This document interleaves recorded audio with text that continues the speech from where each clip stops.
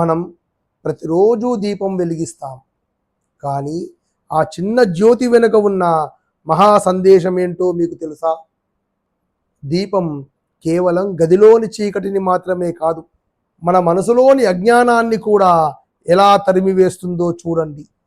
తమసోమా జ్యోతిర్గమయ అని మన పెద్దలు ఎందుకన్నారో, ఆ వెలుగు వెనుక ఉన్న జీవిత సత్యమేంటో ఈ వీడియోలో తెలుసుకుందాం. దీపం వెలిగించడం అంటే దైవాన్ని ఆహ్వానించడమే కాదు, మనలోని వివేకాన్ని నిద్రలేపడం. దీపంలోని ప్రతి భాగం మన జీవితానికి ఒక సంకేతం. ఆ ప్రమిద మన శరీరం అయితే, అందులోని నూనె మన సంస్కారాలు, ఆ ఒత్తి మనలోని అంకితభావం. ఆ జ్యోతి ఎల్లప్పుడూ పైకే చూస్తుంది, అంటే మనిషి ఆలోచనలు ఎప్పుడూ ఉన్నతంగా ఉండాలని, లక్ష్యం వైపు సాగాలని దీని అర్థం. మరో అద్భుతమైన విషయం ఏమంటే, ఒక్క దీపం తన వెలుగును ఏమాత్రం కోల్పోకుండా వేల దీపాలను వెలిగించగలదు. అలాగే జ్ఞానం అనేది పంచుకున్న కొద్దీ పెరుగుతుంది తప్ప తరగదు. మనం ఇతరులకు సహాయం చేసినా, జ్ఞానాన్ని పంచినా మన వెలుగు తగ్గదు, సదా పెరుగుతూనే ఉంటుంది. ఆ జ్యోతిని చూస్తున్నప్పుడు కలిగే ఆ ప్రశాంతత మన ఏకాగ్రతను పెంచి మనసులోని అలజడిని తగ్గిస్తుంది.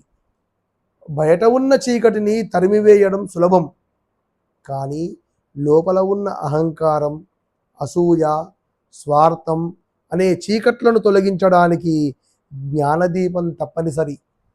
మనం దీపం వెలిగించినప్పుడు నాలోని ఈ దుర్గుణాలు నశించి సన్మార్గంలో నడిపించు అని ప్రార్థించాలి. వెలుగు ఉన్న చోట భయం ఉండదు, జ్ఞానం ఉన్న చోట గందరగోళం ఉండదు.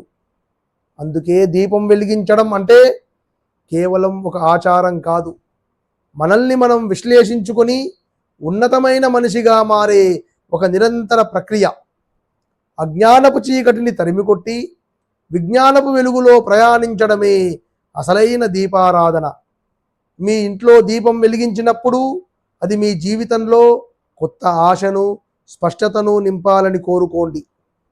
మీరే ఒక దీపంలా మారి ఇతరుల జీవితాల్లో వెలుగులు నింపండి.